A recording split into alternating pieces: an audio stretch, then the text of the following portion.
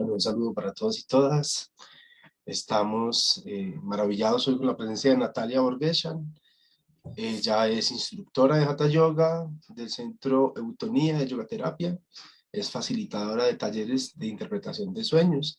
Y actualmente está cursando el último año de psicología en la Universidad de Buenos Aires y la especialización en psicología analítica junguiana. Además de eso, tiene formación en psicología transpersonal del Job Legacy Training y es miembro del staff del Instituto Eleusis.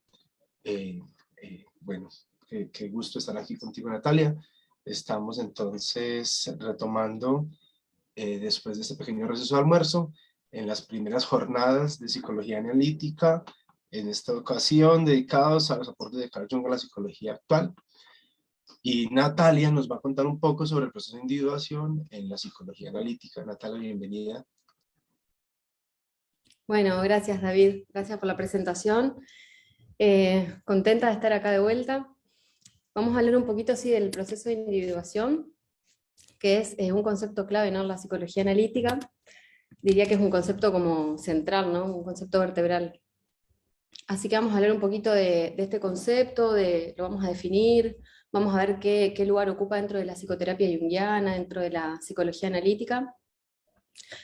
Y me gustaría empezar con una definición que da Jung, ¿no?, en tipos psicológicos. Él dice que la individuación es, la voy a leer textual, ¿no? El concepto de individuación desempeña un papel muy importante en nuestra psicología. En general es el proceso por el que se constituye y singulariza el individuo, y en particular el proceso por el que se desarrolla el individuo psicológico como una entidad diferente de lo general, diferente de la psicología colectiva. La individuación es por ello un proceso de diferenciación cuya meta es el desarrollo de la personalidad individual, ¿no? Entonces, la teoría junguiana parte de esta idea, ¿no?, del principio de individuación, que es la idea de que existe una tendencia en la naturaleza en general a la diferenciación entre los individuos, ¿no? Porque esa idea está presente en la biología también, ¿no? La diferenciación, pensemos cómo una célula se va dividiendo, no se va, bueno, y después cómo se llega a una... cómo diversas especies, ¿no?, en su evolución se van diferenciando, ¿no? Y lo mismo pasa a nivel psíquico, dice Jung. Entonces, él dice, también no somos individuos que nos relacionamos, sino que somos relaciones que nos individualizamos, ¿no? Entonces lo que dice él es que, bueno, que este proceso de individuación, digamos, surge de una búsqueda de la persona, de todos nosotros, por ser nosotros mismos, ¿no?, de diferenciarnos, ¿no?, individualizarnos. Y ser nosotros mismos, ser uno mismo, no es algo que esté dado, ¿no?, va a decir él. Entonces es algo que vamos desarrollando a partir de nuestro propio desarrollo evolutivo de la personalidad, y del desarrollo, sí, de la personalidad, ¿no? Entonces cuando empezamos a conocernos a nosotros mismos, a vernos a nosotros mismos, cuando sentimos esa necesidad, ese impulso de, también en relación al sentido de la vida, ¿no?, la búsqueda del sentido de nuestra propia vida, de nuestra propia verdad, podríamos decir también, cuando empezamos este recorrido, esta vía, ¿no?, este camino, es como una iniciación, ¿no?, de como la iniciación en el viaje del héroe, de la heroína, y empezamos a liberarnos de los condicionamientos que la cultura nos impone, que la familia nos impone, ¿no? Bueno, tiene que ver un poco con eso, esa sería como una idea general. Y Jung era un aficionado, leía mucho a Nietzsche, era un filósofo que le gustaba mucho, y él va a tomar de ahí Nietzsche habla de la idea de devenir, ¿no? Dice que la persona, la personalidad, es algo constante, ¿no?, un constante cambio, es como un fluir, ¿no?, algo en desarrollo, en un estado de apertura constante, un cambio constante, y en ese proceso de un devenir, ¿no?, es como un ser siendo. Ahí hay una diferenciación entre el complejo del yo, podemos decir, o del ego, que tiene que ver con la máscara, con la función social, que ahora más adelante lo vamos a ver un poquito más, que tiene como fin adaptarnos, ¿no?, a la sociedad, a las reglas, ¿no?, lidiar con los demás, con las demás personas y demás. Entonces tiene que ver, en ese proceso de devenir hay una diferenciación entre ese complejo del yo del ego, ¿no?, y justamente lo que sería el sí mismo, lo que sería la propia esencia, la verdadera esencia. Que ese ego también va a tener que ver con crear una identidad de acuerdo al espíritu de la época, como dice Jung, ¿no?, los valores culturales, el espíritu de la época, de la cultura en la que estamos inmersos, ¿no?, que nos va como llevando a desarrollar ciertos valores. Pero en lo profundo de cada uno de nosotros, en lo más profundo de nosotros, siempre hay un aspecto que tiene que ver justamente con el sí mismo o con el self, ¿no? Entonces la psicología analítica lo que hace es hablar de un poco de ese olvido del sí mismo, ¿no?, como que hay un olvido de ese sí mismo, de lo más profundo, de lo más propio que tenemos cada uno de nosotros, y tiene que ver, bueno, justamente como decía recién, con la metáfora, ¿no? del viaje del héroe, con la búsqueda del sentido de la vida. Entonces, en esa conexión con lo más profundo, que es la cual nos olvidamos, podríamos decir que a veces se habla de, o la tradición gnóstica, por ejemplo, otras tradiciones hablan de un recordar, ¿no? Como volver a pasar por el corazón, como un recordar, justamente por eso, ¿no? Entonces podemos decir que no nacemos individuos, ¿no? Sino que devenimos, siguiendo esta idea de Nietzsche, devenimos individuos a través de un proceso psicológico. Entonces en lo que nos vamos a transformar, o lo que vamos a descubrir, o lo que vamos a, en este proceso, bueno, es justamente, valga la redundancia, ¿no? Un proceso, es resultado de un proceso lo que somos, ¿no? Entonces, está por un lado este ego, esta máscara, que podríamos decir es una entidad pasiva, ¿no? Que a partir de todos estos condicionamientos sociales, culturales, familiares, ¿no? Todo esto que fuimos aprendiendo, y otra entidad que podríamos decir que es más activa o intencional, que tiene que ver con este autoconocimiento, ¿no? Con este proceso profundo de autoconocimiento. Por eso Jung va a hablar de un doble nacimiento, ¿no? Del nacimiento biológico, cuando nacemos a la vida, el nacimiento biológico, y de un segundo nacimiento que tiene que ver justamente con encontrar nuestra verdadera esencia. Y Nietzsche va a hablar también de las 3 transformaciones del espíritu, en Así habló Zaratustra, donde ahí dice, hace una analogía, ¿no? Y dice que va a hablar una analogía justamente del transformar del espíritu. Dice cómo el espíritu se va transformando. Dice, primero, para entender esto de los condicionamientos, ¿no? De cómo nos vamos quitando condicionamientos y demás. Primero la persona dice, bueno, es como un camello, ¿no? Que cargamos con todo el peso que nos imponen estos condicionamientos, todo este peso que cargamos en la sociedad, que es como este deber ser, ¿no? Después habría como una segunda transformación, que es el león, ¿no? Que el camello se transforma en un león que es capaz de justamente empezar a apartarse de la manada, ¿no? Empezar a apartarse del rebaño. Es cuando nos rebelamos, cuando empiezan a aparecer esta necesidad de separarnos del grupo. Bueno, nos entramos como en el desierto, ¿no? Que un poco es un símbolo de la soledad. Nos empezamos a alejar un poco del mundo social porque necesitamos justamente entrar a nuestro mundo interior, al mundo de lo inconsciente, para empezar a encontrar justamente, bueno, nuestra propia esencia, el encuentro con nuestra alma también sería, ¿no? Entonces el león lo que hace es luchar por ser el mismo, ¿no? Y en esa lucha, la sociedad, dice Nietzsche, aparece como un dragón, y él lo describe así, dice, como un dragón que en cada escama está descrito el tú debes, ¿no? Como el deber ser, que decía. El dragón, ¿no? Y el león representa el yo quiero, ¿no? Entonces es como esa lucha entre lo que yo quiero y lo que me está imponiendo todo el tiempo la sociedad, no ese deber ser, ¿no? Entonces está peleando.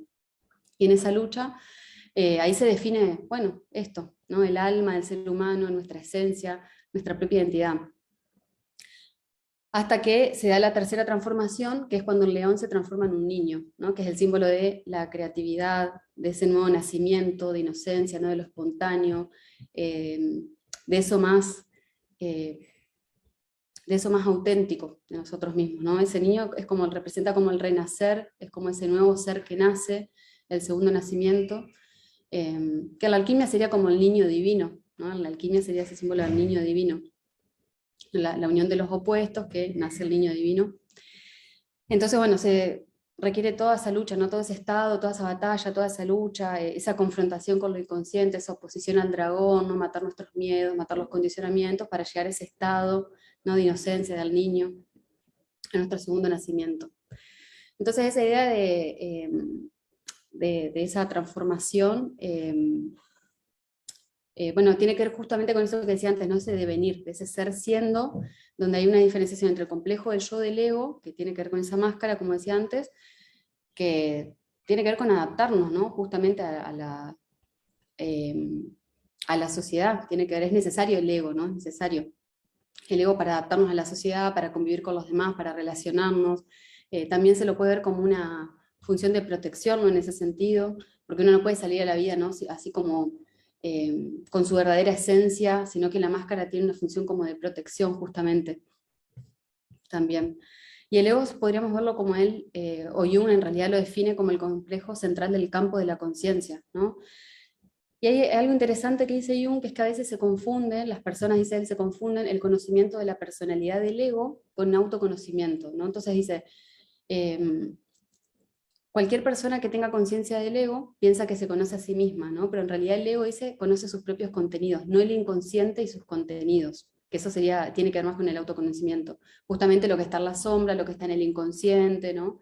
Entonces dice, a veces las personas se miden por el autoconocimiento de, de su ego y se están confundiendo realmente con el descubrir lo que hay atrás, ¿no? Lo que hay en la sombra, ¿no? Integrar todo eso que está en la sombra, integrarlo a la conciencia para que justamente nazca esa nueva identidad más verdadera, ¿no? Auténtica. Porque ¿qué hacemos? ¿Qué es la persona? La máscara, ¿no? Que originalmente la persona, la palabra persona hacía referencia a la máscara que usaban los actores, por eso tiene esta función de protegernos del mundo y a la vez relacionarnos con el mundo. Bueno, ¿qué es la persona? Los aspectos ideales de nosotros mismos. Nosotros elegimos ciertas cosas que nos conviene mostrar a veces, ¿no? Y vamos dejando de lado la sombra justamente todo eso que no queremos mostrar porque no nos conviene, ¿no? Porque por la razón que sea y por adaptación justamente dice Jung, ¿no? Entonces él dice, es aquello, o sea, la persona es aquello que no soy, pero que yo mismo y los demás creemos que soy, ¿no? Como eso vendría a ser la persona, esa máscara. Y en este proceso lo que vamos a ir haciendo justamente también tiene que ver con eso, en el proceso de individuación nos vamos a ir quitando esas máscaras que también se asocian con roles que tenemos en la vida, ¿no? Vamos teniendo como diferentes roles en distintos ámbitos también, y es necesario ir desarrollándolos, porque inicialmente se creía que la individuación tenía que ver simplemente con la conexión con el self, con el sí mismo, con trascender el ego, que esa es una idea que se toma de las cosmovisiones orientales sobre todo, ¿no? Y la toma sobre todo de las cosmovisiones orientales, porque en esa época, cuando estaba Jung, ¿no? El mito del mundo era el mito de Oriente y Occidente, ¿no? El mundo estaba dividido en Oriente y Occidente como arquetipos, ¿no? De cosmovisiones, de formas de pensamiento, no es que toda la gente de Oriente piensa de una manera y toda la gente de Occidente piensa de otra, sino que son formas, cosmovisiones, justamente formas de plantear, de ver el mundo, de ver la realidad. Entonces, bueno, de esas cosmovisiones orientales, ¿no? De China, de la India, del hinduismo, del yoga, viene esa concepción de que la individuación tiene que ver con conectarnos con el self, trascender el ego, la disolución del ego, ¿no? Pero eso fue algo que un poco, en realidad se tergiversa esa idea, ¿no? Cuando nos llega a nosotros a Occidente, esa idea es como un poco malinterpretada y va generando como... termina generando una serie como de consecuencias que no son tan... ay, no me sale la palabra. Bueno, pero se entiende la idea, se confunde, ¿no? Se genera una confusión justamente con eso, que no es simplemente trascender el ego y me disuelvo, sino que el ego, en esta mirada más contemporánea, es necesario, como estaba diciendo, ¿no? Porque representa el mundo social, lo extrovertido, la adaptación a la sociedad, al mundo material, y es una instancia muy necesaria también, porque en todo caso, si yo quiero trascender el ego, primero tengo que tener uno, ¿no? Primero tengo que tener un ego fortalecido.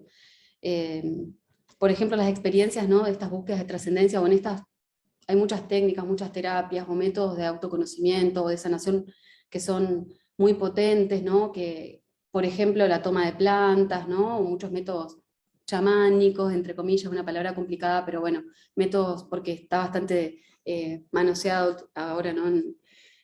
En nuestra sociedad, pero bueno, hay ciertos métodos que justamente son muy poderosos, que pueden llevar a esa especie de disolución del ego, pero justamente si no tenemos un ego bien fortalecido, tener una de esas experiencias es muy peligroso, porque justamente lo que puede pasar es que, bueno, incluso puede llegar una persona hasta estados bastante, o hasta una psicosis inclusive, ¿no? Estoy hablando de un caso más extremo, pero el ego tiene que estar fortalecido, es necesario, ¿no? Para entrar sobre todo en ciertas prácticas, en ciertos métodos, que a veces se los toma bastante a la ligera, y es importante tener eso en cuenta, ¿no? Que en todo caso, para trascender el ego, siempre es necesario tener uno, ¿no? Bien fortalecido. Entonces, por eso Jung dice que antes de considerar la individuación como una meta, hay que lograr el fin de adaptación mínimo al necesario de normas colectivas, dice él, ¿no? Y esta frase que es textual dice, si una planta va a desplegar completamente su naturaleza específica, primero debe ser capaz de crecer en la tierra donde es plantada, ¿no? Entonces, bueno, un poco esto que decía, ¿no? Que el pensamiento oriental está muy difundido hoy en día. O sea, si bien está muy difundido hoy en día, todavía sigue siendo un lenguaje difícil de comprender, ¿no? Para nosotros, porque nuestra estructura mental es diferente, es muy diferente. Por más que hoy se hable mucho de yoga, se hable mucho de meditación y demás, sigue siendo un lenguaje bastante complejo, y sobre todo toda esta cuestión de la disolución del ego, que tiene que ver con la iluminación, con conceptos, ¿no? Que fueron muy manoseados también y que son muy mal interpretados. Entonces aparecen estas búsquedas que lo que terminan generando son estos peligros en el proceso de individuación, en este camino de autoconocimiento, porque los peligros de inflación del ego, ¿no? De quedarse atado a ciertas ilusiones, justamente, que en realidad van a ser más confusas que otra cosa. Entonces, bueno, recién ahora estamos como tomando cada vez, o empezando a comprender cada vez más de qué se trata esa como visión del mundo, ¿no? Esa forma de comprender la realidad que es la oriental. En ese momento, no estoy hablando de ese momento de Jung, porque hoy en día ya tenemos también que a ese pensamiento oriental deberíamos sumarle también todas las cosmovisiones indígenas, ¿no? Todas las cosmovisiones de las culturas ancestrales de Latinoamérica, ¿no? Que también tienen formas bastante similares de ver la realidad. Entonces, para Jung, ni el desarrollo de la personalidad ni la psicología tendrían que apuntar a la consolidación de un yo funcional igualmente, ¿no? O sea, la psicoterapia, desde la psicología analítica, no se limita a hacer una psicoterapia del yo, ¿no? No se busca fortalecer el yo, el ego, ¿no? Entonces, si bien algunos casos, algunas patologías requieren un trabajo de reestructuración de ese yo, ¿no? Porque se necesita. La psicología analítica apunta justamente más allá de lo social, más allá del mundo, más allá del mundo del ego, de la adaptación, ¿no? Y apunta a este encuentro profundo con la identidad, con la propia identidad, no con la identidad verdadera. Entonces, lo que surge es la pregunta ¿por quién soy? ¿No? Por el sentido de la vida, cuál es mi propósito, quién soy, para qué estoy, que son las preguntas, ¿no? Que todos nos hacemos, que el ser humano se hace desde hace miles de años. Y la psicología analítica aspira a eso, ¿no? Como hacer más una psicoterapia limitada al tratamiento de los, más que una terapia limitada al tratamiento de los síntomas, justamente apunta a un camino de autodescubrimiento y de transformación, ¿no? Eso es el proceso de individuación. Entonces esto es lo interesante, ¿no? De la mirada junguiana, que no se queda con lo sintomático, con lo patológico, sino que invita a ir más allá, como a descubrir el significado de la vida, de la existencia, a conectarnos con este sentido más profundo, a desarrollar la dimensión espiritual, ¿no? Porque se trata de eso. Entonces, cada uno, igual en ese camino, tiene que ir a su propio ritmo, ¿no? Porque, como dice Jung en el Libro Rojo, justamente, él dice que no es que él no trata de imponer un método, no trata de imponer un método, un camino, porque cada persona tiene que encontrar su propio camino, ¿no? Entonces él dice, esto no pretende ser ni un dogma, ni una norma que uno tiene que seguir, mucho menos un método. Inclusive él está bastante en contra de los métodos, ¿no? Para llegar a hacer algo, sino que cada persona va a tener que ir descubriendo a su propio ritmo, ¿no? Su propio proceso. Entonces podríamos decir que el enfoque junguiano lo podemos dividir en dos partes, ¿no? Porque podemos ir a terapia porque no nos sentimos bien, porque hay un síntoma, porque necesito trabajar mis complejos, mis traumas, algo no resuelto, o podemos ir justamente por esto que tiene más que ver con la individuación, ¿no? Con ir más allá de esto sintomático, porque me quiero conocer a mí misma, porque me quiero descubrir, ¿no? Y entonces está esa diferencia, ¿no? Una cosa es ir a terapia porque tengo un problema para resolver, un trauma, y otra cosa es porque me quiero conocer a mí misma. Me quiero desarrollar, quiero descubrirme, ¿no? Y en esto lo podemos asociar también con esta idea de Jung, de que el inconsciente es un inconsciente creativo, ¿no? Que Jung, a diferencia de Freud, o sea, Jung parte del inconsciente, de la idea inconsciente que plantea Freud, pero después él se separa bastante, ¿no? Porque dice, bueno, no es que simplemente yo tengo acá un montón de contenidos traumáticos, vivencias traumáticas, ¿no? Y que todo lo que está en el inconsciente hay que tenerle miedo porque es todo malo, ¿no? Sino que el inconsciente, dice Jung, en el inconsciente hay muchas cosas también, muchas potencias, cualidades a desarrollar, potenciales, dones, ¿no? Que tenemos y que nunca, que podemos desarrollar. Por eso dice él, el inconsciente es un inconsciente creativo, ¿no? Él lo toma como un fluir de imágenes, ¿no? Dice, es un fluir constante de imágenes con el que nos podemos relacionar, y ir descubriendo, ¿no? Hay traumas, hay vivencias traumáticas, sí, todo eso, pero también no es solo un depósito de eso, dice, ¿no? Como que también hay cosas buenas y cosas lindas. Es una mirada como creativa. Entonces, bueno, siguiendo un poco con esta idea del lugar que ocupa la individuación o la psicoterapia, Jung habla en Psicología de la Transferencia, dice, del análisis no solo como un método de tratamiento, ¿no? Sino como un método de transformación. Por eso, y para eso, en realidad, entre otras cosas, va a incluir el proceso alquímico, dice, ¿no? Con sus diversas fases. Entonces, para Jung la alquimia es una representación simbólica de los procesos psicológicos, ¿no? Que en ese momento, bueno, no podían ser explicados, porque la alquimia, si ustedes leen alquimia, hay que entender siempre que es un lenguaje encriptado, ¿no? No se puede, porque si no, no se entiende nada, ¿no? El azufre, la sal, son todos lenguajes, es un lenguaje encriptado, que yo diría que se puede leer en en distintos niveles también, ¿no? Porque tiene un nivel como un poco más metafísico, si uno quiere, pero Jung lo va a tomar obviamente desde el nivel más, también más psicológico, no a nivel de los procesos psíquicos, ¿no? Entonces va a ser eh, esta idea, esta analogía, ¿no? De la alquimia con los procesos psicológicos.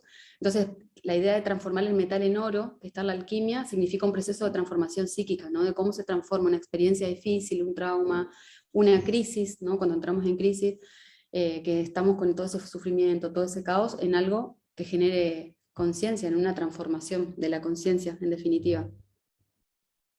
Entonces él va a desarrollar las fases de la alquimia, que son 4, pasa que él después dice que hay una que se va perdiendo, que ya no se la toma tanto, entonces describe más que nada 3 fases de la alquimia, que son la nigredo, la albedo y la rubedo. La primera fase, que es la nigredo, como dice la palabra nigredo, ¿no? Que está hablando de lo negro, es el acceso a lo negro, a lo oscuro, a la masa confusa, dice él, a la sombra, lo más difícil. Es cuando entramos en crisis, ¿no? O sea, estas fases, estas etapas, las pasamos muchas veces a lo largo de la vida también, ¿no? Pasamos varias veces en la vida por este proceso de transformación donde entramos a esa oscuridad, a ese caos, ¿no? Donde parece que se nos pierden todas las formas, donde estamos muy perdidos, no sabemos qué nos está pasando. En ese mismo caos igual está está en potencia, ¿no? Esa transformación, pero uno tiene que igual atravesar el proceso, ¿no? Porque de todas maneras igual no es que siempre una crisis va a producir una transformación, ¿no? No es que siempre crisis va a llevar sí o sí a una transformación y a la última fase, ¿no? Hay que atravesarlo y hay que lidiar con todo ese proceso. Pero siempre es el primer paso, es ese, ¿no? El nigredo, que es esa confrontación con el inconsciente, con lo más oscuro, con la sombra. Y después la segunda fase tiene que ver con, que es la albedo, tiene que ver con, albedo justamente tiene que ver con lo blanco, ¿no? Hacer alusión a lo blanco. Entonces, en ese se centró más que nada Jung, ¿no? En el albedo. Dice, cuando algo pasa por el fuego, se convierte en cenizas, ¿no? Y las cenizas tiene que ver justamente con haber pasado por ese fuego, ¿no? Por esa purificación, por esa haber quemado todo eso, ¿no? Esas cenizas que quedan, simbólicamente es ese proceso, ¿no? De purificación, ¿no? Nos purificamos, toda esa cosa oscura, toda esa cosa negra se purifica, ¿no? Entonces pasamos por un proceso de análisis de la conciencia, ¿no? Se atraviesa toda esa fase más oscura, lo negro se va elaborando, y eso va a devenir en una clarificación, en una sanación. Entonces, mientras la nigredo era lo más oscuro, eso lo más denso, lo más oscuro de la noche, el albedo va a ser el alba, ¿no? Cuando sale el sol, el alba. Entonces, así lo dice Jung, ¿no? Es la salida del sol. Después de una confrontación muy fuerte con lo inconsciente, hay un momento de claridad, ¿no? De comprensión, de clarificación, de insight, ¿no? Donde empezamos a comprender qué estaba pasando, donde empiezan a venir esas inspiraciones, como esas revelaciones, ¿no? Que nos ayudan en este proceso de clarificar lo que nos estaba pasando. Y el otro proceso es la rubedo, después del albedo, que es rubedo, viene de rojo, y tiene que ver cuando la energía psíquica se condensa, se focaliza, dice Jung, cuando se enfoca el proceso, ¿no? Que da como resultado la disolución de ciertas formas, cuando algo está como al rojo vivo, como con todo ese calor, toda esa conciencia, digamos, ¿no? Como esa cuando nos depositamos, cuando nos enfocamos, ¿no? Porque la palabra es esa, cuando nos enfocamos, ¿no? En eso. Entonces ahí cuando se llegan a diluir incluso los opuestos, dice él, bueno, que aparecen inicialmente como algo que no se puede mover, ¿no? Como algo que está como más inflexible. Entonces, bueno, de vuelta, pasamos varias veces a la vida, ¿no? Por ese proceso. Y para Jung, el fin del proceso analítico no es solamente la abreacción, ¿no? No es la abreacción que tiene que ver con esta confesión, eh, con esta catarsis, ¿no? De la abreacción, de la cura por la palabra, que es cuando que la crea Breuer con su paciente Ana Ono, que era también la paciente de Freud. Entonces, bueno, para Jung el proceso analítico no tiene que ver solo con la abreacción, ¿no? Con esa confesión, ¿no? Eso de empezar, de que genera alivio, ¿no? La catarsis. Entonces, tampoco tiene que ver, dice él, con la clarificación de hacer consciente lo inconsciente, ¿no? Eso es parte, pero no tiene que ver con eso, sino que podríamos reemplazar, o sea, para Jung lo más importante es la transformación de la persona, ¿no? Todo esto que estamos hablando. Entonces, podríamos reemplazar el concepto de sanación o de curación como fin del análisis por el de individuación, que es bastante ambicioso, ¿no? Porque en realidad la individuación no es una meta, además de que no es una meta, es como un proceso de toda la vida, ¿no? Pero bueno, para él el fin del análisis tiene que ver con la individuación, así que ya ahí empezamos a ver la perspectiva que tiene la psicología analítica, ¿no? Que va más allá de lo sintomático, que va más allá de ser simplemente un proceso de curación o de sanación de lo sintomático y apunta justamente a esta transformación, al autodescubrimiento, ¿no?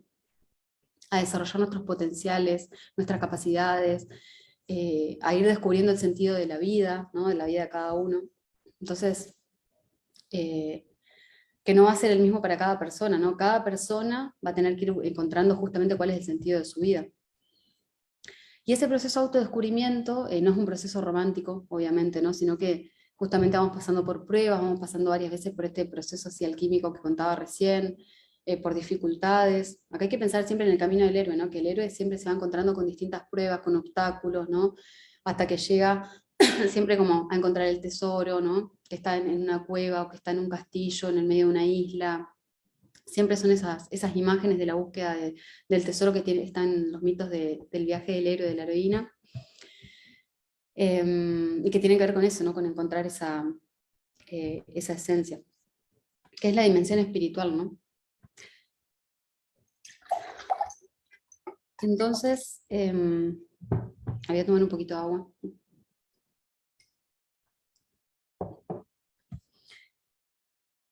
Lo que decía, bueno, recién del el sentido de la vida, que es distinto para cada persona, ¿no? Cada uno va a encontrar su propia forma de darle sentido a la vida. Y por eso hablamos como de la verdad de cada persona, ¿no? Por eso Jung dice en el libro rojo de vuelta, esto de que él no pretende crear un dogma, ¿no? Sino que cada persona va a tener que encontrar eso en sí mismo. Entonces, para algunas personas va a ser la búsqueda de lo trascendental, de lo espiritual, otras personas van a encontrar eso en sus proyectos, ¿no? Que tengan que ver con otra cosa, no sé, cada persona irá encontrando esa forma de darle sentido a su vida. Y muchas veces pasa que en esta búsqueda de la propia identidad hay un punto de inflexión, dice Jung, ¿no? Que es, o sea, hay momentos claves, ¿no? Podríamos decir que hay dos momentos claves. Uno es la adolescencia, donde está ese paso de la niñez a la adultez, ¿no? Que es cuando aparece muy fuerte esa necesidad de encontrar la propia identidad. Vieron que los adolescentes rompen con todas las identificaciones, ¿no? De la madre, el padre, ¿no? Como que se empiezan a vaciar de todo eso y necesitan empezar a encontrar nuevos grupos de pertenencia, necesitan encontrar identificarse con nuevas cosas porque están buscando justamente, bueno, ¿quién soy, no? Yo no soy esto que me dijo mi mamá, mi papá, no quiero tener nada que ver con ellos, ¿no? Entonces empieza ese camino más profundo, que tiene que ver con encontrar un lugar en el mundo, ¿no? Muchas veces. Y ahí sí tiene que ver, en la adolescencia podríamos decir más que ver con la adaptación del yo al mundo, ¿no? Que con el self. Por lo general, ¿no? La mayoría de las veces pasa eso. Y después hay una segunda etapa, podríamos decir que se puede dar en cualquier momento, obviamente esto, pero hay una segunda etapa de la vida que tiene que ver, que es fuerte también, que es la crisis de la mitad de la vida, ¿no? Que Jung va a decir, bueno, la crisis de la mitad de la vida, que es lo que a él le pasó también, ¿no? Un poco a la mitad de su vida él se da cuenta, empieza a tener como esta crisis y se empieza a dar cuenta, empieza a preguntarse, ¿no? Bueno, si realmente estaba viviendo de la manera más auténtica, ¿no? Se empieza a cuestionar, porque él era padre de familia, era académico, y empieza a cuestionarse los valores, qué estaba haciendo, ¿no? Entonces, tiene esa crisis, ¿no?, de la Edad Media, que muchas personas también la suelen tener. Por lo general es cuando las personas llegan a ese momento de la vida donde tienen resueltas casi todas las cosas materiales. Muchas veces pasa eso, ¿no?, como sus proyectos, su trabajo, tienen su familia, y justamente pasa esto, ese llamado más profundo del encuentro con el alma, que es lo que le pasa a Jung, que es lo que él describe en el Libro Rojo, ¿no?, que es el Libro Rojo es donde él detalla su propio proceso de individuación, ¿no? Entonces, por eso él habla de este olvido del alma, ¿no? Porque él dice, bueno, empieza a sentir ese llamado de la voz de la profundidad, del espíritu de la profundidad, y empieza justamente todo ese recorrido. Porque cuando nos desconectamos, justamente eso, es cuando aparece ese olvido del alma,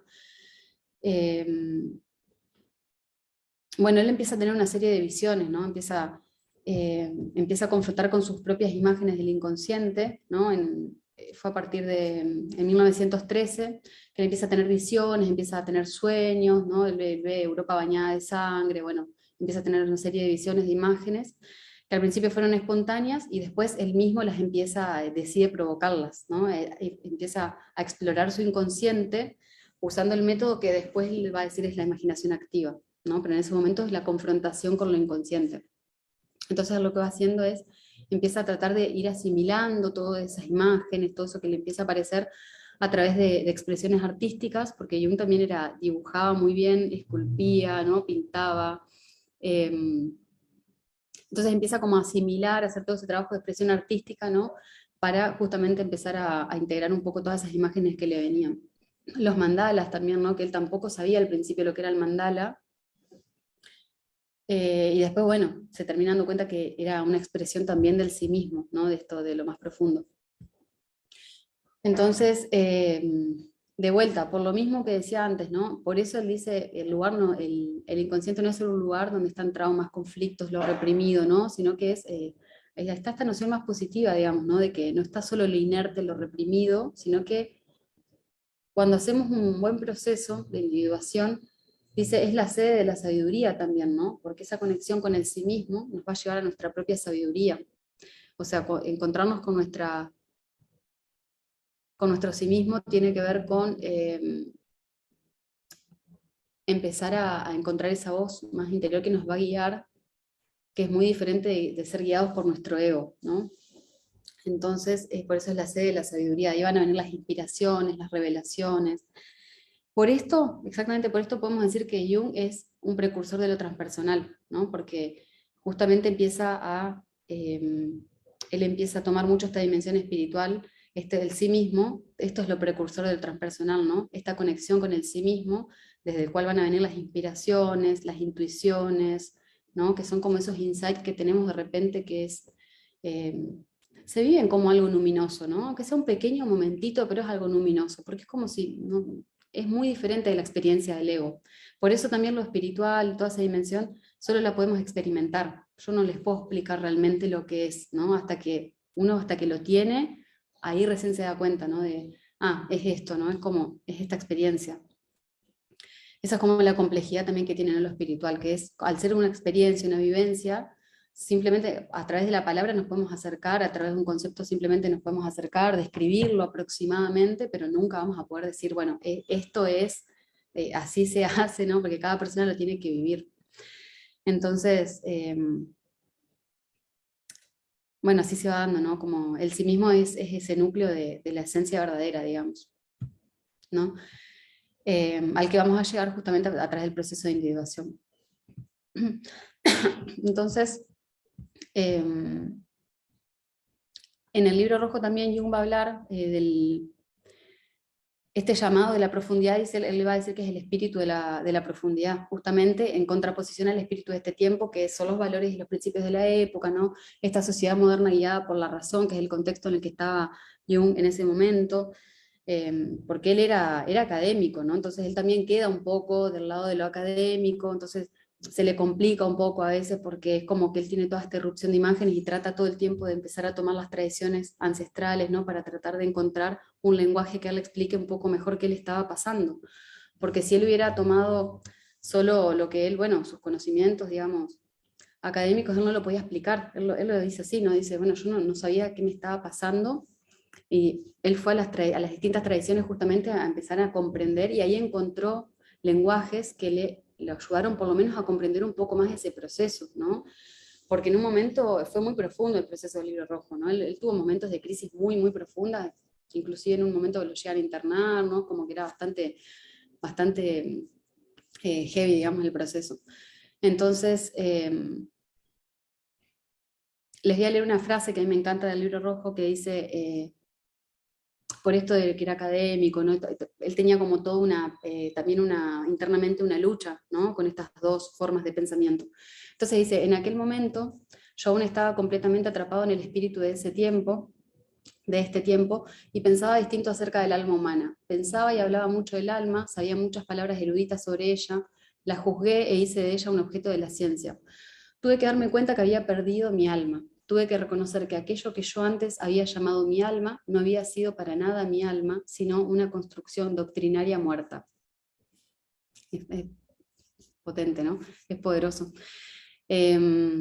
Porque él lo está diciendo ahí, ¿no? Como que él hablaba, no se puede hablar, ¿no? No podemos hablar del espíritu, o sea, no vamos a conocer realmente el espíritu, el sí mismo, solo a través de la palabra, ¿no? Entonces lo que hace este espíritu de la profundidad, esta crisis que él tiene en el Libro Rojo, es eso, ¿no? Es como decirle, te olvidaste de tu alma, te olvidaste de esto y caíste en la polarización de la razón, ¿no? Propia de la modernidad. Entonces te polarizaste tanto hacia la razón, y tu alma, es la visión que tiene, es un desierto, ¿no? Su alma como un desierto, como algo totalmente muerto, inerte, ¿no? Eh, entonces, bueno, empieza a escuchar ese llamado, ¿no?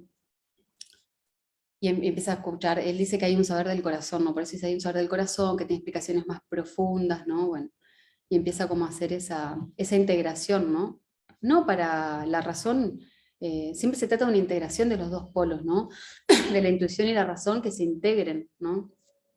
Entonces, porque siempre si nos polarizamos hacia un lado, que esta es otro concepto central de la psicología analítica, si yo me polarizo hacia un lado, y en la conciencia la razón, como le pasaba a Jung, la razón está muy polarizada, yo tengo muy desarrollado ese lado, en el inconsciente va a quedar el lado del intuitivo, este lado justamente, y de alguna manera siempre se va a terminar manifestando, ¿no? Porque la psique tiende a autorregularse, entonces cuando uno se polariza hacia un lado hacia el otro, la misma autorregulación y la autonomía de la psique va a hacer que se vayan a complementar, porque la psique busca el equilibrio también, ¿no? Entonces, lo que va pasando en este proceso de individuación, ¿no? Que nos vamos liberando de la conciencia colectiva, o sea, de los valores, ¿no? De la época y demás, y del inconsciente colectivo, ¿no? También. Entonces, el primer punto es escuchar la propia alma, escuchar la propia voz, empezar a liberarse de la conciencia colectiva, y bueno, y del inconsciente colectivo, ¿no? Entonces,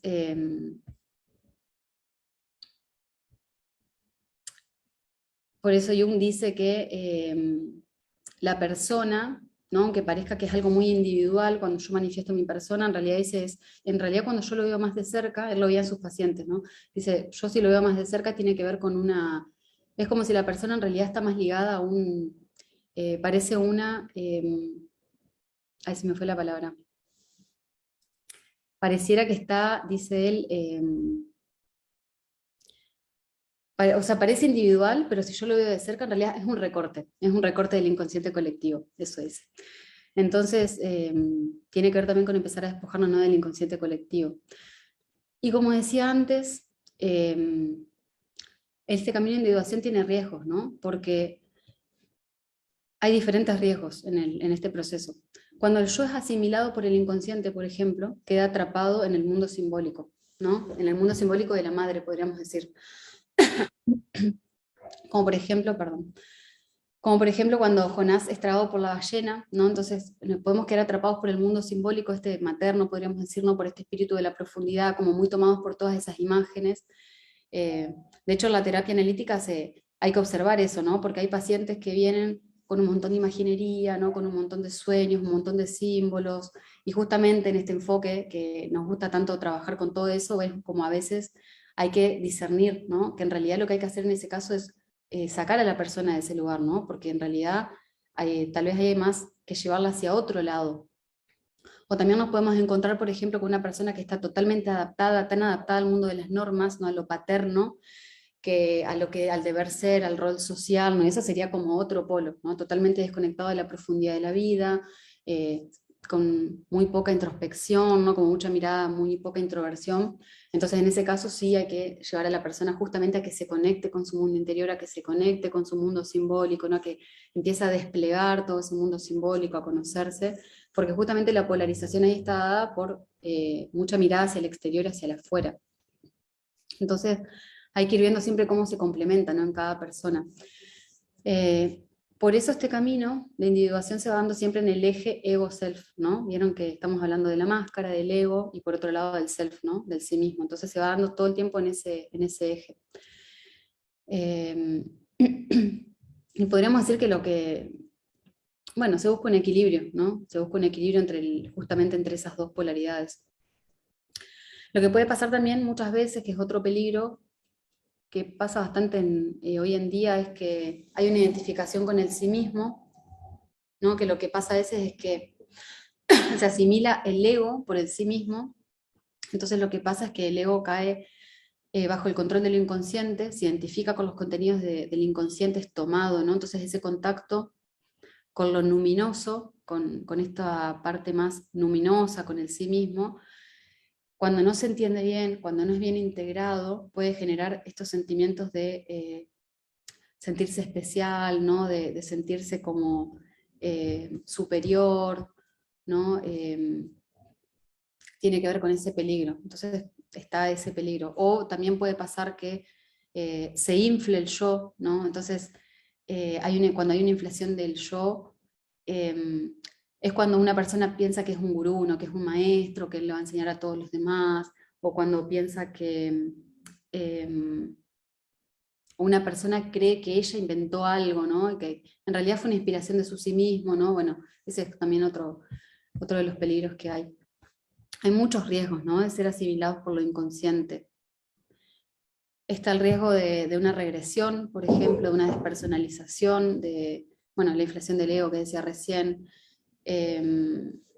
Por eso la exploración del inconsciente es algo a lo que uno tiene que ir con cuidado, ¿no? No es algo simplemente inofensivo, que uno vaya a explorar el inconsciente. Recién hablaba, por ejemplo, de la toma de plantas o de ciertas técnicas que son muy, muy profundas, muy potentes, y eso sí o sí requiere un acompañamiento, ¿no? Un entrenamiento, de una guía, de un experto, de alguien que nos vaya guiando, de alguien que ya haya atravesado el proceso y que nos vaya acompañando, porque justamente están todos estos riesgos, ¿no? En ese proceso. Porque el inconsciente no sabemos con qué nos vamos a encontrar, ¿no? Entonces, tenemos por un lado, justamente, bueno, un poquito para terminar esa idea, es como que justamente hoy en día se perdió bastante la noción de la idea del maestro, ¿no? Que, por ejemplo, el yoga, yo soy instructora de yoga, y la idea del maestro es muy importante, que uno llega a ser maestro de sí mismo, pero justamente la guía de un maestro es muy importante, sobre todo en ciertos momentos del proceso, ¿no? Es como la frase que dice, si yo me guío a mí misma, pero justamente lo que tengo, me voy a autoengañar, ¿no? Es muy probable que me autoengañe, porque yo no veo todo en mí misma, justamente porque hay algo que está en la sombra, porque hay algo que es inconsciente y no lo veo. Entonces es imposible que yo me guíe, es como guiarme a mí misma ciega, ¿no? Entonces me voy a caer. Es como esa frase que dice, si un ciego guía a otro ciego, los dos se van a caer en un pozo, ¿no? Como aplicado a mí misma. Hay momentos en los que se requiere sí o sí una guía, una persona que acompañe, que esté ahí sosteniendo, que esté acompañando el proceso. Y eventualmente sí uno convertirse en maestro de sí mismo, pero bueno, eso eventualmente se va dando, ¿no? Entonces, bueno, por un lado tenemos estas dos polarizaciones, podríamos decir, ¿no? Como individuos muy adaptados a la sociedad, a la cultura, a las normas, ¿no? A la conciencia de la época, y personas que, bueno, que están más, que son más introvertidas, ¿no? Que están como más hacia el interior, digamos. Y hay que ir viendo siempre, en el caso de la psicoterapia, bueno, que hay que trabajar con cada persona, ¿no? Si está muy hacia afuera, si está muy hacia adentro, como decía recién.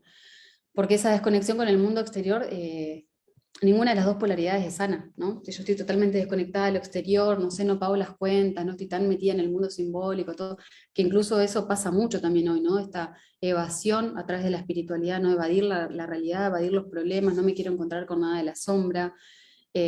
Pasa mucho en la construcción de los vínculos, ¿no? Que hoy en día es como que, bueno, como decimos en Argentina, la primera de cambio, no queremos saber más nada, como que vemos algo en el otro que no nos gusta, le vemos la sombra y ya no queremos saber más nada. En realidad también hay mucho rechazo, ¿no? A veces no queremos encontrarnos y hay una idealización, una romantización del proceso, una romantización de las relaciones, ¿no? Entonces todo tiene que ser perfecto y si ya hay algo que no me gustó, ya todo es tóxico, que también es una palabra que se usa mucho, está bastante manoseada también, ¿no? Porque una cosa es un patrón de conducta, una persona que se repita, ¿no? Que uno dice, bueno, evidentemente acá hay algo que no está bueno, y otra cosa es que una persona una vez haga una cosa, y ya por eso tildar a una persona de tóxica es como mucho, ¿no? Que a veces pasa bastante eso también. Entonces, como aprender a discernir eh, y aprender a buscar el camino del medio, como se dice en las tradiciones orientales, ¿no? Buscar el camino del medio y el equilibrio. También todo un entrenamiento de eso, ¿no? Eh, Entonces, bueno, en el proceso de individuación tenemos esta confrontación con la sombra. Eso es lo que dice Jung, ¿no? El proceso de individuación tiene que ver, el encuentro con uno mismo tiene que ver, en primer término, dice él, con el encuentro con la propia sombra, ¿no? Empezar a reconocer eso, empezar a reconocer cómo se manifiesta también, que es un desafío, ¿no? Trabajar todos nuestros aspectos oscuros, ¿no? Bueno, todo eso que está en la sombra para ir asimilándolo, para poder integrarlo y poder llegar ampliar nuestra identidad, no nuestra identidad más verdadera. La sombra sería la contracara de la persona, ¿no? Vieron que yo dije hace un rato, bueno, cuando yo elijo aspectos ideales de mí misma, no elijo qué quiero mostrarle, voy dejando atrás lo que no quiero mostrar, ¿no? Que va todo a parar a la sombra. Entonces eso es, eh, yo tengo cierto rol social, entonces manifiesto ciertas actitudes, ¿no? Me comporto de una manera y para hacer eso necesito sí o sí llevar para la sombra otras cosas, ¿no? Que no las rechazo, ¿no? Las voy reprimiendo, pero eso en algún momento se va a manifestar, va a aparecer en un sueño. eh, bueno, de hecho el trabajo con sueños es muy rico cuando uno tiene muchos sueños porque ahí aparece mucho la sombra, ¿no? Justamente hay muchos avisos en los sueños, ¿no? De la sombra, de todo lo que estamos rechazando, entonces está bueno el trabajo con los sueños porque ahí se manifiesta mucho, aparece mucho, ¿no? La sombra, que son, bueno, los aspectos ocultos o inconscientes, ¿no? Que son para Jung, tomando esto también del inconsciente creativo, son negativos, pero también son positivos, ¿no? La sombra para él también tiene aspectos positivos, ¿no? Que fueron reprimidos, o dice él que inclusive nunca vinieron conscientes. Entonces, bueno, en la sombra hay de todo, hay fantasías reprimidas, hay deseos, hay impulsos, está todo lo instintivo, no todo eso, pero también está todas esas cosas que afectan nuestra autoimagen, nuestro autoconcepto, y también hay cualidades, ¿no? Hay dones que tenemos que desarrollar, que tenemos que encontrar. Muchas personas les pasa que en el proceso, en la terapia, les pasa que de repente descubren algo y dicen, yo nunca supe que tenía este don, nunca supe o que tenía esta cualidad, esta característica, porque ni siquiera la llegaron a descubrir porque desde chiquitos les fueron pasando tantas cosas, ¿no? Tantas vivencias traumáticas, además que jamás, eso nunca llegó ni siquiera a aflorar, por ejemplo, ¿no? Entonces, de repente se encuentran grandes descubriendo algún don, alguna cualidad, ¿no? Algo que está más del lado del aspecto positivo. También está la sombra, eh, bueno, no, iba a decir algo, pero no quiero confundir.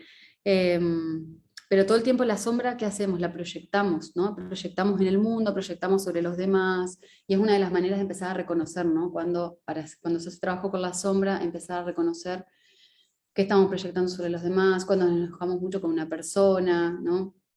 Bueno, hay distintas maneras de trabajo con la sombra. No me voy a meter ahora por ahí porque es muy largo.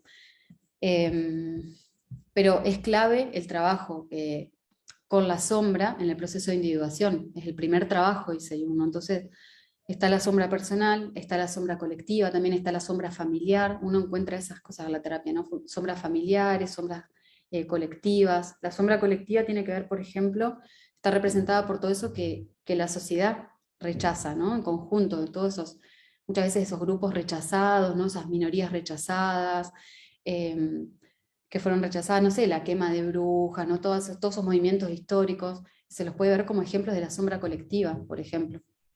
Entonces, bueno, de esa manera podemos como empezar a reconocer, ¿no? cuando estamos también proyectando. Bueno, esto es un trabajo bastante profundo. Otro aspecto así importante de la individuación es el trabajo con los complejos, ¿no? Los complejos que son también, bueno, la teoría general de los complejos también es una noción vertebral, ¿no? La teoría analítica junguiana. El trabajo con los complejos también, súper profundo. La teoría junguiana no se encarga, no se enfoca solo, primero, antes que esto, para que se entienda, los complejos son parte del inconsciente personal, ¿no? Así como en el inconsciente colectivo están los arquetipos, dice él, en el inconsciente personal van a estar los complejos, ¿no? Con eso vamos a trabajar, con el inconsciente personal, que están los complejos. Los complejos son como, tienen un componente afectivo muy grande, ¿no? Entonces son como emociones, deseos, sentimientos, ¿no? Que tiene una persona, podemos decir, en relación a un tema en particular, ¿no? Un complejo de exclusión, un complejo de abandono, un complejo de culpa, ¿no? Entonces hay un montón de situaciones, de vivencias que van siempre a parar a un complejo, ¿no? Que la teoría junguiana lo que hace no se enfoca solo en el contenido, sino sobre todo la carga energética o afectiva, porque el trabajo que se hace en la terapia es justamente cuando los complejos cuando bueno, están muy cargados energéticamente, justamente como afectivamente, no tienen mucha carga afectiva, lo que se hace es trabajar con el complejo y quitarle esa carga afectiva que tiene, ¿no? Entonces se va haciendo un trabajo para que ir resignificando el complejo, ir resignificando todo lo que está pasando en relación al complejo, ¿no? Ir como sacándole esa carga afectiva. O energía psíquica, podríamos decir, ¿no? Que está como implicada en ese complejo. Entonces, es un trabajo también súper importante que se hace. Y bueno, los complejos también es un tema aparte, ¿no? Creo que hay, no sé si hay webinars, pero sí, estoy segura que hay otra charla que es específica de complejos, porque es un tema súper amplio, no me voy a meter ahora con todo, pero los complejos, pues no me va a dar tampoco el tiempo, pero son estos componentes del inconsciente personal, ¿no? Que son dice Jung, son puntos focales, ¿no? De la vida psíquica, que son necesarios igual, ¿no? Estructuran la psique, no es que no se puede no tener complejos, ¿no? Sino que justamente Jung dice la persona es como un montón de complejos, ¿no? Se puede ver así la, la psique se la puede entender como una constelación de un montón de complejos, ¿no? Que están todos interrelacionados, ¿no? Y no es que no vamos a tener, ¿no? Complejos. Tampoco en realidad es que una persona tiene complejos, va a decir él, sino que en realidad los complejos nos tienen, ¿no? Porque el complejo, cuando se activa un complejo, cuando se inerva un complejo, lo que hace es que nos toma, ¿no? Son como subpersonalidades los complejos, no se pueden entender así como subpersonalidades. Cuando a mí alguien me dice algo, puede ser, cualquier cosa puede activar un complejo. En una mirada, yo si tengo un complejo de exclusión, un complejo de abandono, una persona me mira y a mí se me ocurre que esa persona me está mirando porque no sé, porque me está queriendo dejar de lado, lo que sea, y eso puede activar un complejo. Una frase, cualquier cosa, ¿no? Que se active. ¿Y cómo nos damos cuenta? Porque hay una sobrereacción cuando nos toca en un complejo y una sobrereaccionamos. Es una reacción totalmente, eh, no tiene, totalmente, ay, no me sale la palabra, una reacción, bueno, una sobrereacción, ¿no? Como es totalmente, eh, bueno, quiero decir la palabra y no me sale. Pero bueno, no tiene nada que ver con lo que está pasando, ¿no? Como una reacción muy, muy fuerte para lo que está pasando.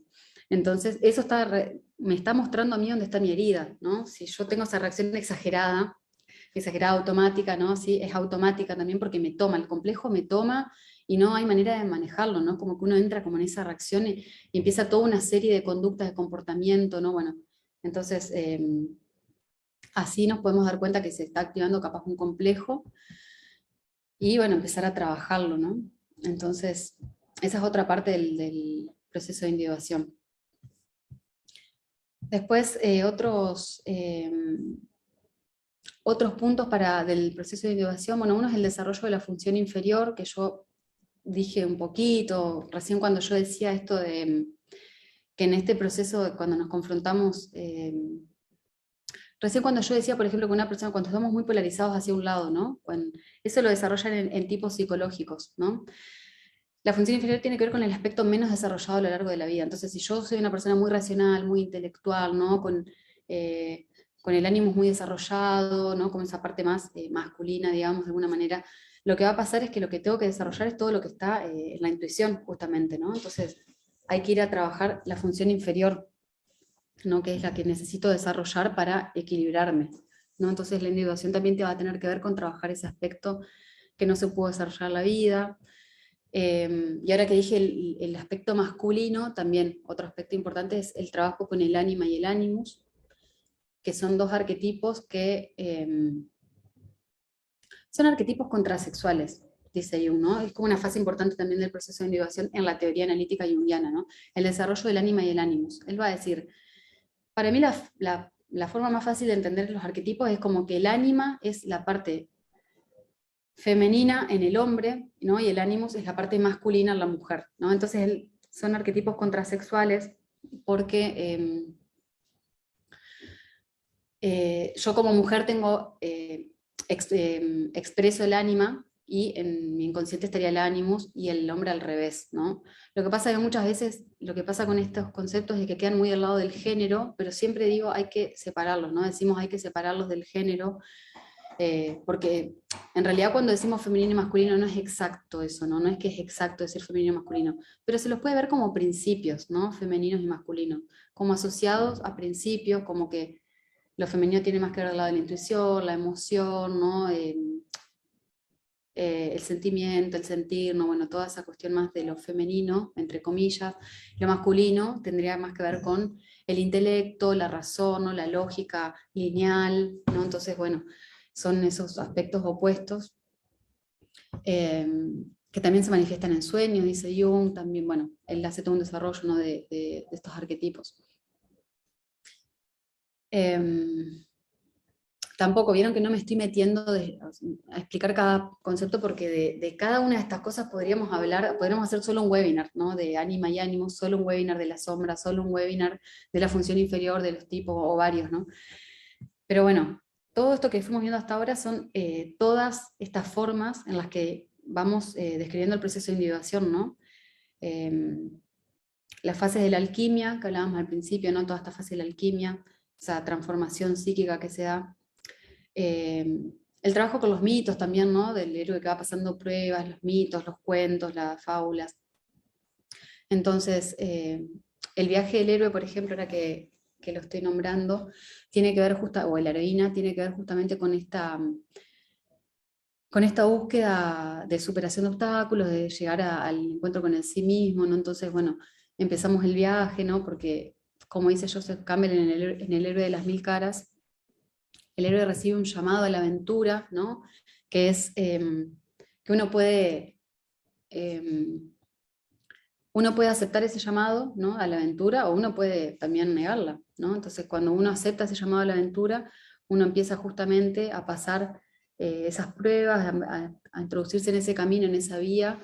Es una iniciación, como decía al principio, ¿no? En ese viaje, autodescubrimiento. Entonces empezamos a confrontarnos con todas esta serie de obstáculos, de pruebas, que también se puede rechazar, ¿no? Porque Campbell pone ejemplos de que a veces el héroe rechaza ese llamado, y en ese caso nos quedamos, bueno, dice, al lado de la victimización, nos volvemos a la victimización, no vamos a atravesar eso y nos vamos a quedar en el mismo lugar. Entonces va a depender también a veces de eso, ¿no? Pero el viaje del héroe, el viaje de la heroína es una metáfora importante del proceso de individuación, ¿no?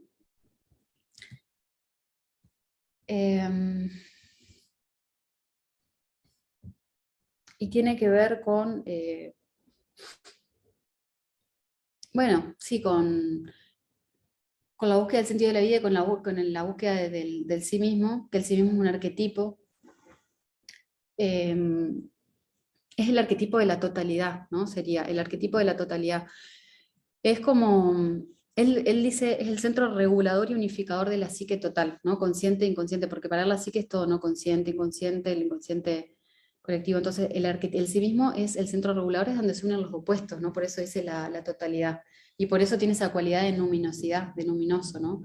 Entonces, expresa la unidad también de la personalidad. Entonces dice, y es vivenciable nada más, ¿no? Como yo decía antes, no se puede hablar de eso, sino que hay que vivenciarlo. Y se expresa, cuando digo luminoso, es porque simbólicamente se expresa como la imagen de Dios, ¿no? es encontrarnos con nuestra propia divinidad. Entonces la vivencia, por eso tiene esa cualidad luminosa, ¿no? Y mucha resonancia emocional, ¿no? Y estar experimentando algo como que está más allá, así lo dice en un momento, ¿no? Como algo que está más allá. Es como cuando tenemos esa vivencia, como yo decía hace un rato, de decir, es como que algo que viene que no es mío, como si viniera de otro lado, ¿no? Una cosa así. Así lo experimentamos, digamos. Entonces estamos en contacto con nuestra propia divinidad, ¿no? Con la parte más sagrada nuestra, con esa, sí, con esa parte más divina nuestra.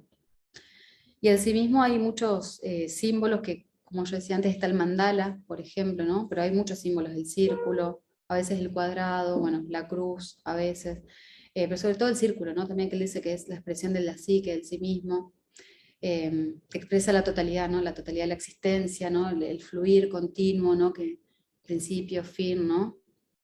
Entonces, eso está presente en casi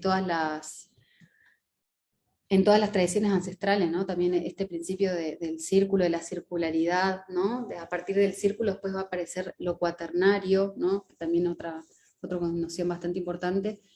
Y para los alquimistas es la piedra filosofal, podríamos decir.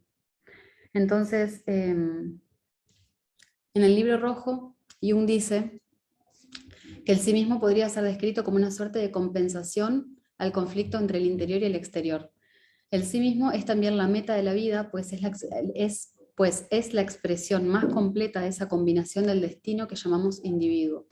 Se alcanza la meta de la individuación cuando la sensación del sí mismo como algo irracional, un ente indefinible al que el yo no se opone ni está sometido, sino del que depende y en torno al que gira, en cierto modo, como la Tierra alrededor del Sol. Eso lo dice en el libro rojo. De vuelta, ¿no? Se alcanza la meta de la individuación con la sensación del sí mismo como algo irracional, ¿no? Como un ente indefinible al que el yo no se opone ni está sometido, sino del que depende y en torno al que gira en cierto modo como la Tierra alrededor del Sol. Como algo irracional, ¿no? Porque es esta cualidad que tiene, es irracional. Lo espiritual queda siempre del lado bastante irracional, ¿no? Es muy difícil de comprender esa dimensión.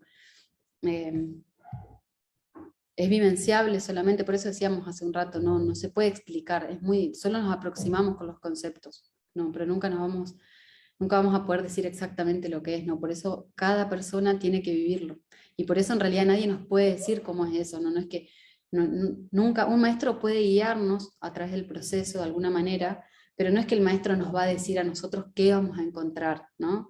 No se trata de eso un maestro, no es que el maestro me va a decir a mí lo que yo tengo que hacer, sino que el maestro guía porque ya de alguna manera atravesó cierto proceso y porque está desde afuera también viendo cosas que uno no puede ver, ¿no? Está como separado, pero solo nosotros lo vamos a encontrar, ¿no?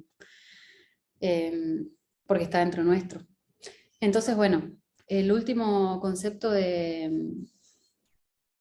de los últimos conceptos importantes para el proceso de individuación es la integración de los opuestos. Justamente estaba hablando del sí mismo como el sí mismo, el arquetipo de la totalidad donde se unen los opuestos, ¿no? Que es un proceso de integración de la dualidad. No estamos en el mundo de las formas viviendo esta experiencia de dualidad, y justamente la experiencia trascendental o del sí mismo tiene que ver con esa unión de opuestos, ¿no? Y para Jung él piensa todo, ¿no? La psique todo en opuestos, ¿no? Conciencia y inconsciencia, masculino, femenino, ánimo, ánima, animus, introversión, extraversión, razón, emoción, ¿no? Todo así. Entonces, en este proceso que hacemos, vamos integrando opuestos, ¿no? Esto que yo digo, me polarizo hacia un lado, entonces en mi inconsciente queda lo contrario. ¿Yo qué hago? Lo traigo a la conciencia, lo integro, ¿no? Y ahí voy como integrando opuestos. Entonces estamos haciendo eso. Y muchas veces lo hacemos sin darnos cuenta, a la integración de opuestos. A veces ni cuenta nos damos que estamos integrando opuestos. Tiene que ver con eso, ¿no? Con esa mirada de la totalidad, con esa experiencia de la unidad, ¿no? Tiene que ver con la espiritualidad, ¿no? Lo espiritual que es ir llegando a esa totalidad, es la experiencia de la totalidad, ¿no? Entonces, bueno, no es que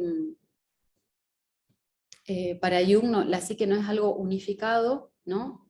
Estamos yendo a esa, pero sino que es algo que está constituido por fragmentos, por complejos, ¿no? Esto que decía hace un rato, hay muchos complejos que se relacionan entre sí, son, ¿no?, como elementos. Y el fin del proceso analítico es la transformación, pero apuntando a esa individuación, ¿no? Al descubrir el propio sentido de la vida, a descubrir lo propio de la propia identidad, ¿no? Bueno, la conexión con la totalidad. De ahí va a venir después lo transpersonal, ¿no? Todo eso de ahí, desde ahí parte también lo transpersonal, ¿no? Justamente esta conexión con la totalidad, de desarrollar eso, ¿no? Esa conexión con la totalidad.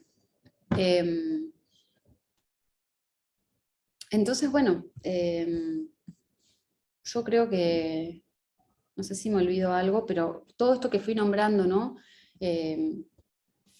La alquimia, la integración de opuestos, anima y animus, el trabajo con la sombra, ¿qué más mencioné? Bueno, el viaje del héroe, este mito, todo eso son todos aspectos, todas formas, partes del proceso de individuación, ¿no? Imagínense lo que es hacer el trabajo de individuación, por eso dice Jung, no es la meta, sino que toda la vida vamos a estar, ¿no?, haciendo este trabajo de individuación. Porque además nunca sabemos, ¿no? Por ejemplo, si algo va a aparecer de las sombras, ¿no? No sabemos. Yo no puedo decir, bueno, ya está, llegué, soy esto y ya está. Entonces, también recalcar esto de que Jung apunta a esta importancia, ¿no? Como que a la importancia de la individuación, del autodescubrimiento, que se aleja, que no es que se aleja, pero va más allá de lo sintomático, ¿no? Porque en la terapia aparece lo sintomático, aparece el trabajo con el inconsciente personal, pero eventualmente, cuando uno va haciendo un buen trabajo, ¿no?, con el inconsciente personal, con lo biográfico, con los traumas, ¿no?, de la infancia, de la niñez, eventualmente llega un momento, si uno sigue, porque eso depende de hasta dónde quiera llegar uno, ¿no? Empiezan a aparecer, ¿no?, contenidos. En la psicología transpersonal se habla, sobre todo la psicología transpersonal grofiana, lo que agrega esa psicología son otros niveles, ¿no?, perinatal, transpersonal. Entonces, eventualmente uno va trabajando lo biográfico y empiezan a aparecer otros niveles, ¿no?, transpersonales. No, tampoco es que es lineal, ¿no? No es que digo, yo primero trabajo lo biográfico, después aparece lo transpersonal, no. Se van siempre, el proceso se va dando todo junto. Claro, bueno, es que es un proceso lineal, ¿no? Tampoco. Pero bueno, eso también es tan personal, depende de cada persona, ¿no? Cómo se va dando ese propio proceso. Tiene que ver con los ritmos propios, ¿no? Con un montón de cuestiones. Y con la propia psique, ¿no? Porque uno obviamente no maneja la psique, esto de que yo mencioné en un momento que se autorregula y que es autónoma, ¿no? Entonces es la propia psique la que va como... Hay procesos que se van dando solos y en ciertos momentos aparece una cosa o en cierto momento aparece otra, pero sí es importante prestar atención a esa inteligencia de la psique, porque nada aparece porque sí en un momento, ¿no? Si aparece ahora por algo. Entonces por eso en la terapia cuando una persona aparece, llega a terapia, lo primero que se le pregunta, ¿no?, es, bueno, ¿por qué ahora? ¿No? O cuando trae algo, bueno, ¿por qué ahora? ¿Por qué apareció ahora este recuerdo? ¿Por qué apareció ahora esto? Y ahí se puede empezar a hacer una asociación. Pero bueno, todo esto, como estaba comentando, todas estas partecitas tienen que ver con el proceso de individuación, que es esta diferenciación psicológica, como decíamos al principio, ¿no? Este camino de autodescubrimiento donde nos vamos diferenciando, ¿no?, para llegar a la propia personalidad. Entonces, trabajando, ¿no?, integrando la sombra, trabajando los opuestos, trabajando los complejos, y ahí vamos descubriendo, desplegando potencialidades, desplegando dones, ¿no? Nos vamos quitando los condicionamientos familiares, las máscaras, los condicionamientos sociales, y empezamos a escuchar nuestra propia voz interior.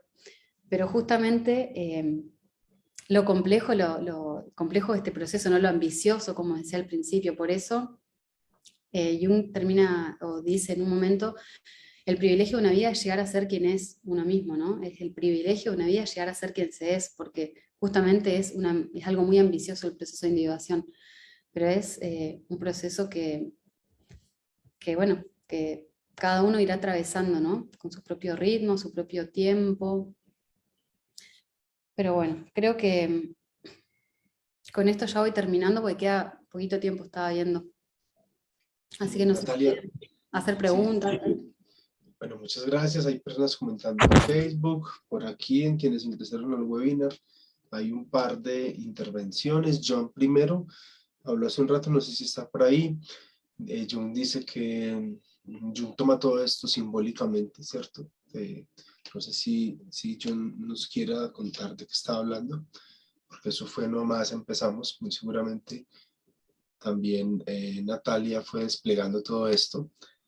Eh, bueno, Jung siempre hizo énfasis en que nunca existe una persona completamente individuada, ¿sí? Que ese es el camino, ¿no? Un asunto como que Natalia estuvo resaltando. Por aquí Marta Puertas dice, Natalia, desde la perspectiva junguiana, ¿qué tan sano es fantasear una realidad maravillosa estando realmente en una realidad o en una etapa oscura del alma? Eso funciona, ¿cierto? Pero ayuda en algo la transformación o la individuación. Dice que la pregunta es porque desde, pues, que para el inconsciente todo aparece como real, ¿cierto? ¿En qué momento fantasear con lo opuesto? Natalia. Claro. Em, sí, yo creo que podría, o sea, no quiero decir ni sí ni no, porque creo que eso es muy personal, como que habría que verlo en cada caso, me parece a mí, o no sé, David, vos cómo lo ves, ¿no? Pero habría que ver con esa persona si en ese momento lo que está pasando de fantasear esa realidad realmente está yendo a una compensación, está funcionando de esa manera, o si está funcionando de otra manera, ¿no? Como una evasión, por ejemplo. Entonces yo no podría ahora decir si es así o no, pero habría como que verlo en cada caso personal, me parece. No sé vos cómo lo ves, David. Es que es lo complejo de estas situaciones, ¿sí? Igual como terapeuta siempre se trata del proceso de cada uno. Y bueno, es que es el proceso de individuación, es el caminar juntos, que en este caso quienes nos formamos como terapeutas optamos por estar ahí mirando de cara a las particularidades del camino, ¿no? Bueno, dice también Mercedes, me quedé con la idea de que un otro tóxico, como si pudiéramos suponernos, perdón, como si pudiéramos suponernos a salvo e incluso ejercer el mal nosotros, que el mal siempre está fuera, es el otro, la cancelación de que también está de moda, dejando afuera lo que nos cierra, pretendiendo el lugar de no tóxico, de lo impoluto, una tendencia muy comercial en algunas prácticas también, ¿no? Sí, sí, está bueno ese comentario, sí. Byung-Chul Han creo que habla de eso también, ¿no? De la cancelación, de esto de la exclusión, sí. Y tal cual, que nosotros, a veces el tóxico siempre es lo otro, ¿no? Como dice Mercedes. Sí, sí. Gracias, Mercedes, por el comentario.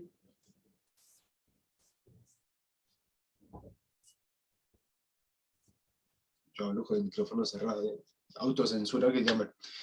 Ah, no me había dado cuenta. Eh, Natalia, no, las personas que están en Facebook y por aquí te alaban, están muy contentos con lo que dicen. Por aquí tenemos tiempo para otro par de intervenciones. Dice Steven, no sé si quiera alguien tomar la palabra, pueden levantar la manito los que están aquí en Zoom, que se les puede habilitar también el micrófono si alguien quiere hacer alguna intervención. Steven Pérez dice que está haciendo una formación de psicoanálisis freudiano, pero que siempre se ha sentido cercano a Jung. Pregunta qué tanto un arquetipo puede sostener un discurso en un sujeto o si el arquetipo se forma a partir de un discurso dotado de identidad por otra persona. ¿Quieres hablar de eso, Natalia? Mm. Sí, es interesante la pregunta. Y yo no sabría decir exactamente. A ver, lo que sí podría decir es como que el arquetipo se puede, pasa que el tema de los arquetipos es bastante complejo, pero para Bien entenderlo amplio. simplemente ahora, el arquetipo se puede ver como un modo de comportamiento, ¿no? Como una forma, un modo de comportamiento, de conducta. Eh, el tema es que, a ver, ¿qué tanto un arquetipo puede sostener un discurso en un sujeto? Bueno, eso sí, ¿no? Porque justamente como es un modo de comportamiento, yo lo que no entiendo bien es o si es el arquetipo se forma a partir de un discurso para dotar de identidad. Em, Es que yo creo, Natalia, que aquí habría que hacer una claridad en qué es, qué es lo arquetípico claro, Porque Eso. creo que también es un concepto que se usa mucho en la estética, en filosofía, en antropología, en el marketing. Sí, es un concepto que se usa en muchas cosas. Y a mí me da la impresión de que Steven está hablando de personificaciones arquetípicas, de estas representaciones personificadas de arquetipos y cómo de alguna manera ayudan a construir la identidad y ayudan a ir configurando ciertos discursos. Me parece que está hablando de eso. Sí, sí, como modos de comportamiento. Yo no sabría decir tampoco, como dije recién a Marta, creo que era, no sabría decir si sea de una forma o de la otra, porque es como que en realidad el arquetipo, cuando hay un modo de comportamiento, ¿qué son los arquetipos? Cuando uno puede, por ejemplo, un personaje, ¿no? En cine, por ejemplo, ¿no? Cuando una persona puede identificar, de hecho los arquetipos se usan para crear personajes, ¿no? En las series, en la televisión, porque siempre tienen que tener cierto modo de comportamiento. Lo que sí, que nos hacen actuar de ciertos modos, sí, nos hacen actuar de ciertas maneras los arquetipos, ¿no? Nos llevan a tener todo un comportamiento de cierta manera, el arquetipo. Y está ligado también a los complejos, pero yo no lo quiero complejizar tanto, sinceramente, porque primero que no hay tiempo y es muy complejo, pero si Steven quiere decir algo más o preguntar algo más para ver si le puedo aclarar algo más, genial. No sé si quiere. Sí, creo que Héctor ya nos va a habilitar el micrófono. Prueba, Steven, a ver si ya tienes el micrófono. Sí, ahí está. Hola, hola, gracias. Gracias, David. Hola, Natalia. Un gusto, un gusto. Un gusto. Hola. Soy de Nicaragua y no, lo pregunto porque yo estoy haciendo una formación en psicoanálisis freudiano, pero como les digo, yo él muy autodidacta y muy pobre, pero ustedes saben que no se comprende autodidacta las cosas muy bien y por eso pues la pregunta tal vez está mal redactada. Pero en ocasiones me ha dado la impresión que hay gente que ha atendido, ¿no? En consultorio, como que ellos necesitan de una narrativa, ¿no? De una narrativa para que les soporte una identidad. Y no sé si esa narrativa que ellos van construyendo parte, y no sé si estoy utilizando mal el concepto, me corrigen por favor, y no sé si eso les construye a ellos una identidad, un arquetipo, ¿no? Con el cual se pueden identificar y así sostener ese relato que se construyen. Como por ejemplo alguien que viene con un relato de víctima o alguien que viene con un relato tal vez más megalomaníaco, eso. ¿No? Eso por ahí va mi pregunta, no sé si está un poquito más clara. Sí, Y gracias. sí. No, gracias a vos por la pregunta. Sí, sí, ahí entendí un poco mejor, creo. Claro, es que en realidad los arquetipos, acá lo voy a responder súper simple, ¿no? Es un tema re complejo, pero así como lo estás planteando vos, en realidad todos tenemos distintos arquetipos, como distintas, por ejemplo, dijiste la víctima, eso sería un arquetipo, ¿no? Entonces, sí, puede ser que la persona cuando le toma ese arquetipo, por ejemplo, vamos a decirlo así, ¿no? De la víctima, y sí, va a tener toda esa conducta de ese arquetipo, digamos, ¿no? Se va a manifestar así el arquetipo. Eso para entenderlo así como lo estás planteando vos ahora, ¿no? Entonces, pero no es que hay un solo, ¿no? Pues hay muchos arquetipos, también puede haber muchos arquetipos, que en un momento esté ese arquetipo de la víctima, que en otro momento esté otro arquetipo, no son como modos de comportamiento, digamos, que van acompañados también de una expresión biológica también, ¿no? Esto tiene esa parte también. Pero acá, de vuelta, quiero dejar claro como que lo estamos tomando súper, lo estoy respondiendo súper simple, eh, porque es un poco más complejo, ¿no? Pero no sé si te ayuda a aclarar.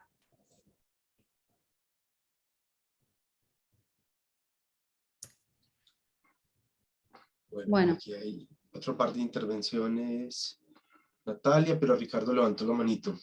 dale, dale, Ricardo.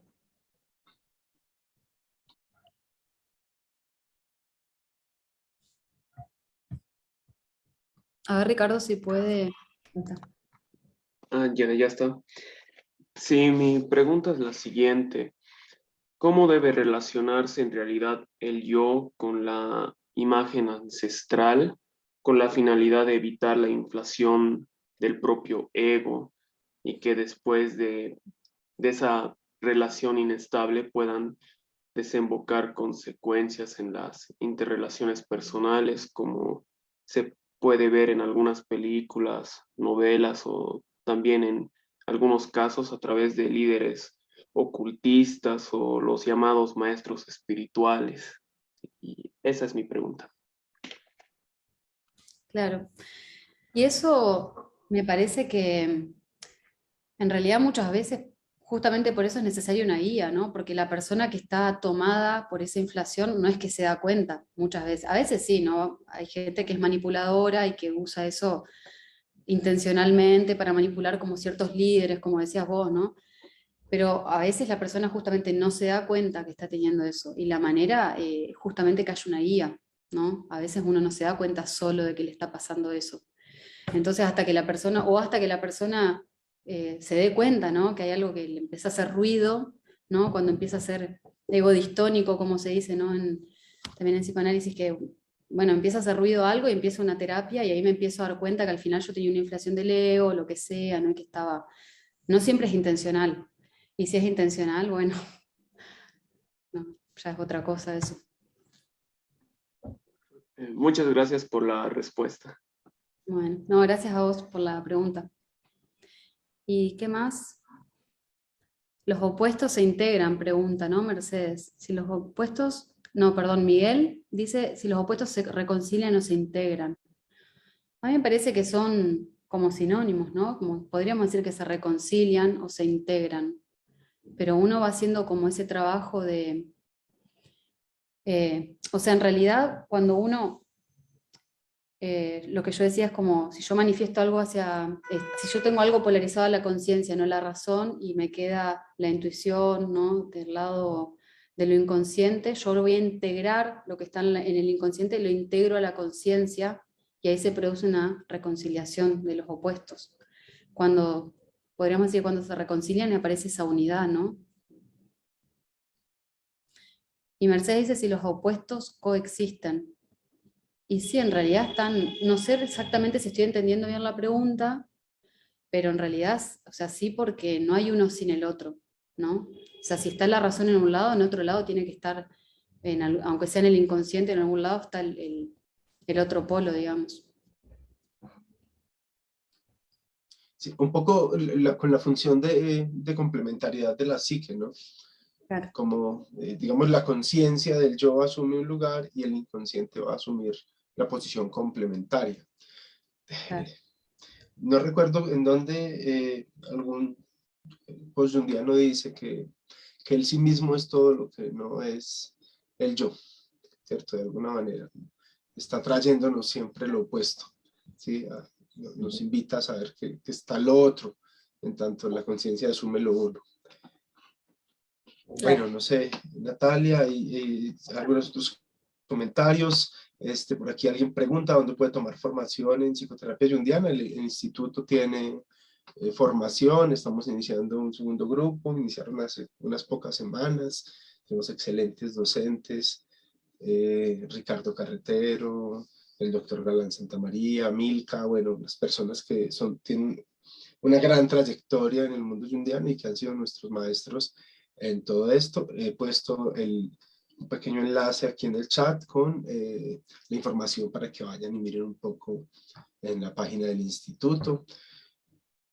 No sé si tengas algo más que decir, Natalia. En media hora tenemos una siguiente ponencia. Los invitamos a todos a que compartan esto en las redes sociales. Es una buena forma de apoyar la labor del instituto. Como alguien escribe por aquí en Facebook, tal vez, no sé en dónde, leer solo, no, intervención ahorita. No, la formación autodidacta es muy sabrosa, pero te deja con muchas dudas. Entonces, el mundo junguiano siempre ha sido como a veces de difícil acceso para muchas personas, y el Instituto Eleusis decide con estas jornadas mensuales poner un poquito de conocimiento al alcance de todas y todos. Qué bueno, un poco de apoyo. Natalia, muchísimas gracias por tu participación. Eric, Héctor, Beatriz, Marta, bueno, a todos los que están por ahí, a Steven, y a todos los que nos acompañan desde el Facebook, muchísimas gracias por su participación. Nos vemos en media hora. De Fernanda Garminde nos va a hablar del análisis de los sueños en la psicología analítica. Cuídense mucho. Bueno, gracias David, gracias a todos.